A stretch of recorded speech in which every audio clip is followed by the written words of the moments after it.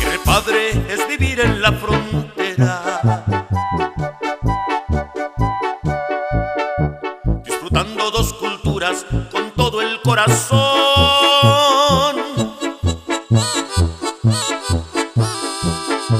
En el lado americano me vuelvo yo muy manso y además muy mandilón.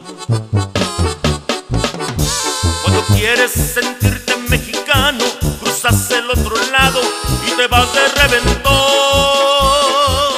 They're down south of Mexico. There's poor down there. I mean, really poor. There's poor here, but there's even more poor down in the south. So they come up here because we've got the United States, the land of milk and honey, right across the border, and they've got maquilas here. But they mostly, I think, come with the hopes of getting closer to the United States, maybe crossing into it.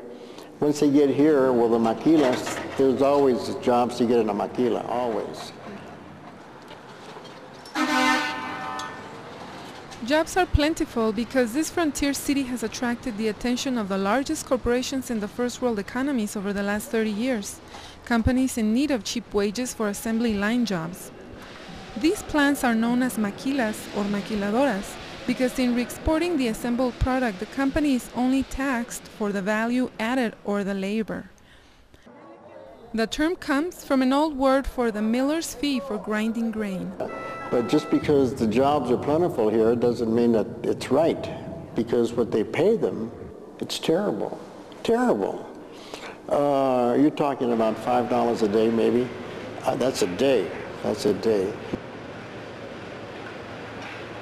Es donde que si le agarra para prender el carro donde se mete la llave. Eso es. Y en otra ensamble otra cosa que le llaman plato de seguridad en el mismo encendido. En otra operación. Raúl Herrera performs 2 operations on an automobile ignition assembly for 8 hours a day. 8 horas trabajando allí por día. Yo, por ejemplo, son 350 pesos. He receives 9.5 pesos or $1 an hour, and from his paycheck of 350 through 385 pesos a week, he gives 200 to his wife for household expenses. Entre semana yo tengo que darle más porque no ajusta. That is never enough. Está dura la situación. Estos bonos de estas maquilas. Like other maquilas, the one where Raúl works gives a 50 peso or $5 bonus per week if he's on time every day. If he misses a day though, he loses 180 pesos or $20. No, pues si estuviéramos pagando rentas allá donde estuviéramos ya, tuviera 2 trabajos más en la maquila porque hay personas que trabajan doble turnos. Sí. Y él no, porque the Herreras found that life was impossible when they were paying rent, so they bought a claim to a piece of land that had recently been the city dump.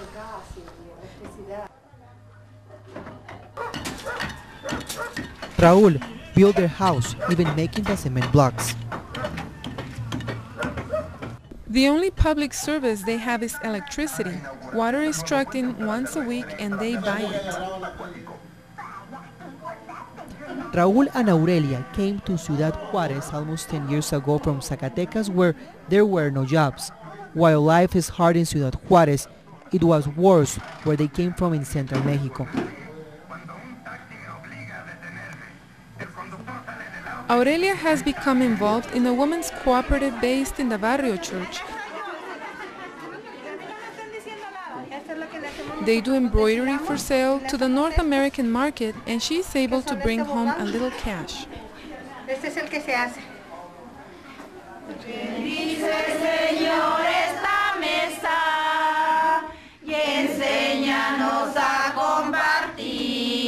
The cooperative, Las Mujeres de Esperanza y Fe, the Women of Faith and Hope, has as its central mission the fostering of independence and self-esteem among the women in the Pánfilo Nájera barrio. Most of these women have come to Ciudad Juarez from the south, from central Mexico, and they find themselves on the margins of the life that they had hoped for. It is not easy to provide any guidance for their children when they themselves feel lost.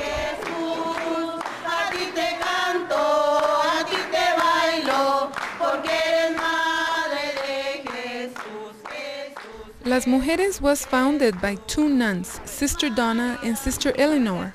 They have become deeply involved in the lives of the women who participate. The project has created a space for these women.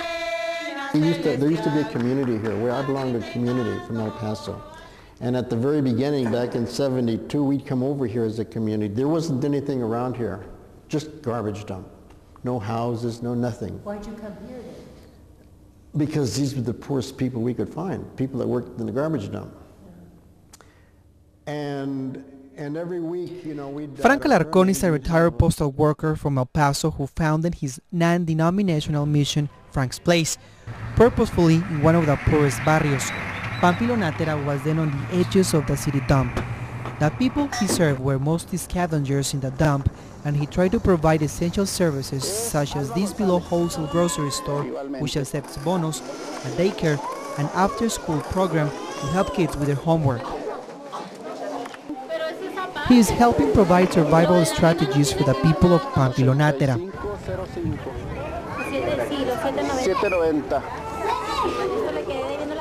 Como hay mucha maquiladora, viene gente de otros estados y entonces viven en casas de cartón, en casas muy pobres, y la pobreza al no tener suficiente. For Abraham Gutierrez, the rapid growth that has accompanied the location of the maquila in Ciudad Juarez has been a mixed blessing. It is a new lifestyle for people from the south and one that has brought all values into question.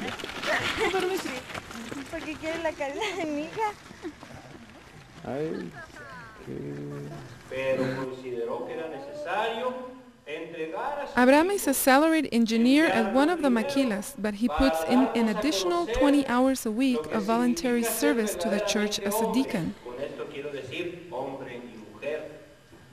And I think that the border is such a special place because so much is visible, it's available to all of our senses in a way that it's not available in other areas. We see, we hear, we touch, we feel the issues in the lives of the people, and it's right there. It is difficult for someone living in the very different economic reality of the United States to imagine how much goes into bare subsistence. And what are people saying to you? Saying is, well, I have a job, but, well, yes, I do have work, but, and what is it?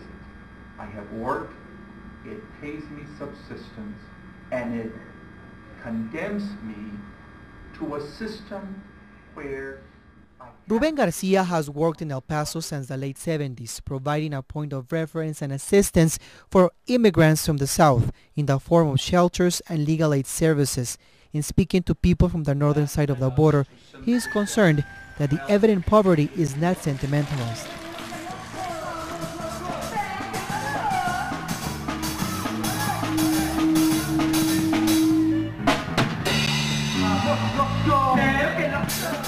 I went to Highland High School in Albuquerque.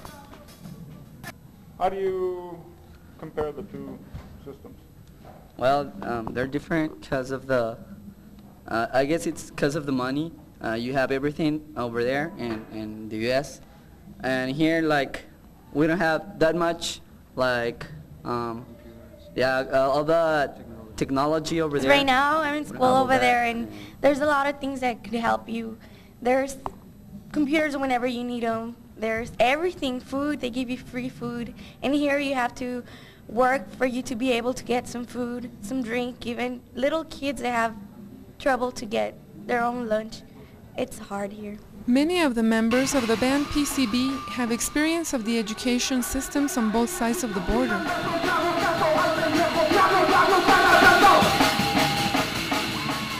Their music has its roots in the international youth culture.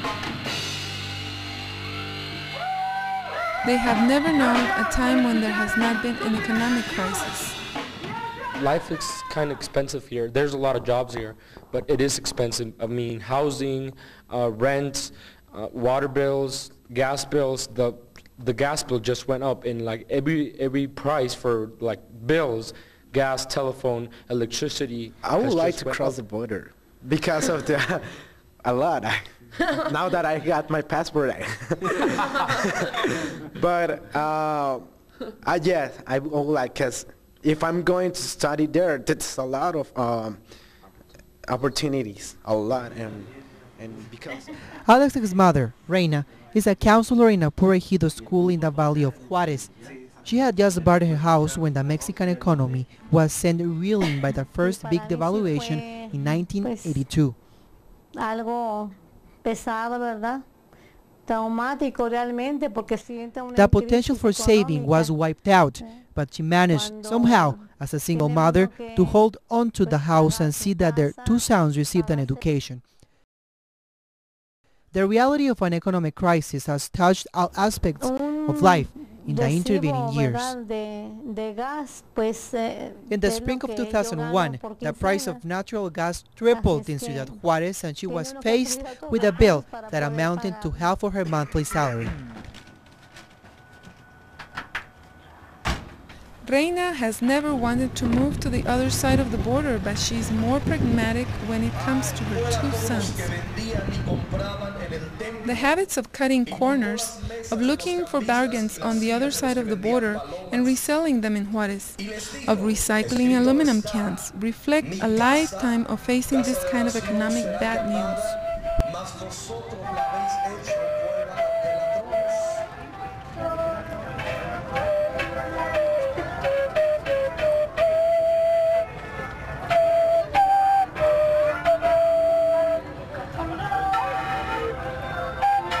I think that we as a nation, we have had our dreams as a nation that form part of what we could call the Mexican identity.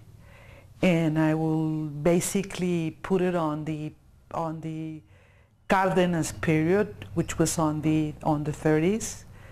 In which for the first time the basic resources of that are the sustain of a nation for its industrialization, in this case oil, electricity, belong and were part of the nation and of a...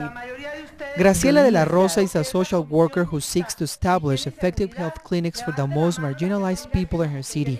As a professional, she feels the economic constraints as acutely as her clients.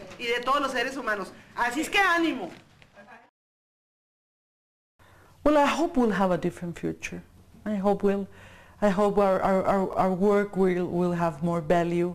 We'll have the capacity not to become consumers or part of the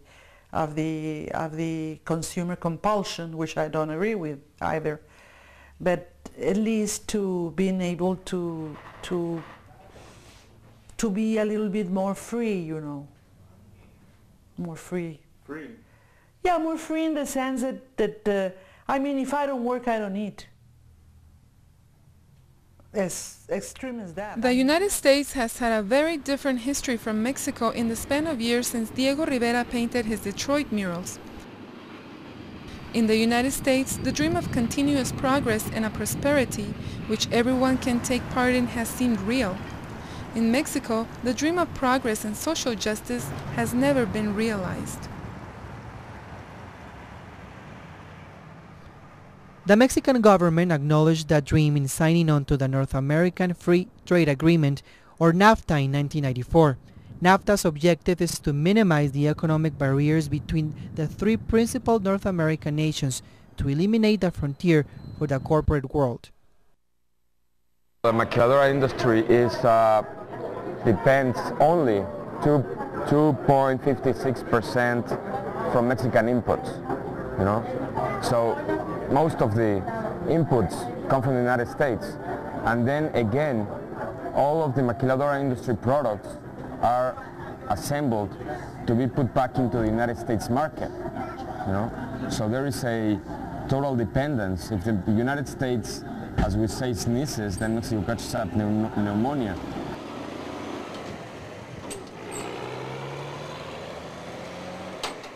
There's obviously the differences that exist in the two economies, but I also see a harmonization taking place. The harmonization that was talked about by the people who were pushing the North American Free Trade Agreement. And it's a harmonization downwards, not upwards. The large corporations are able to further the advantages of an economy of scale with the extended market and with their ability to make the economic and social differences between the NAFTA countries work to their advantage. Their freedom to take advantage is facilitated. The increase in gas prices, they're getting whacked with a 200% increase here. We're about ready to get whacked with higher energy prices. So in a sense, yes, there's differences that exist in terms of affluence in the United States and Mexico, but we also see a phenomenon where the economies are becoming, the more they're becoming integrated, the more pressures are being put on people who have to work for a living.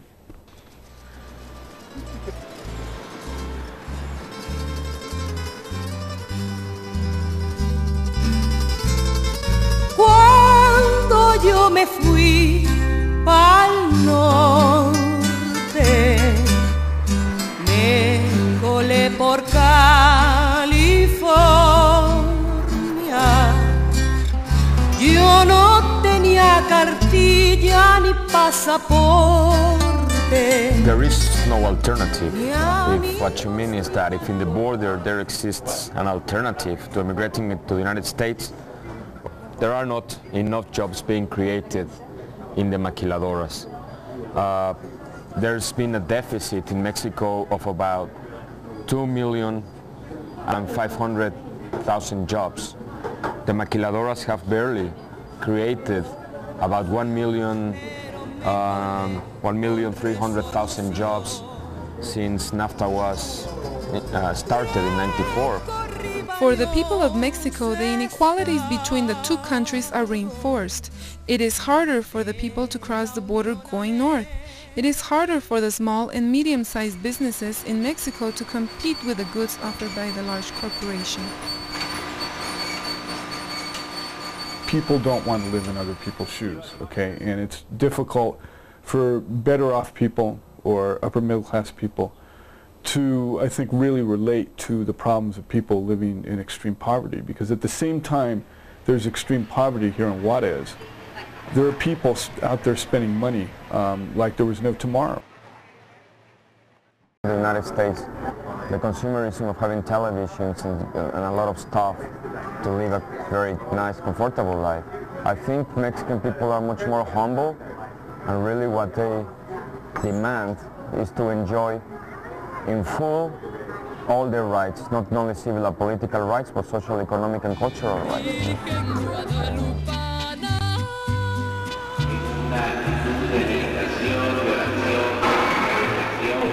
I believe that part of the humanity's dream, not the American or the Mexican dream, it should be to be more equal relations, more justice, you know. You are a very rich society and we are a poor society. Maybe we should be a little bit more rich and you should be a little bit less, you know. Maybe, I don't know. Instead of having 5 TV sets, having 1, I mean. Anyway, TV set is not so good, so what's the use of having it, you know? To show this video. Well, you can show it in 1 TV set. You don't need 5. Cuando un pobre les habla de amores, se quita el sombrero y empieza a decir. Al momento le contestan ellas, borracho indecente, tienes mal vivir. Ay, que mancha, tan negra es la pobreza.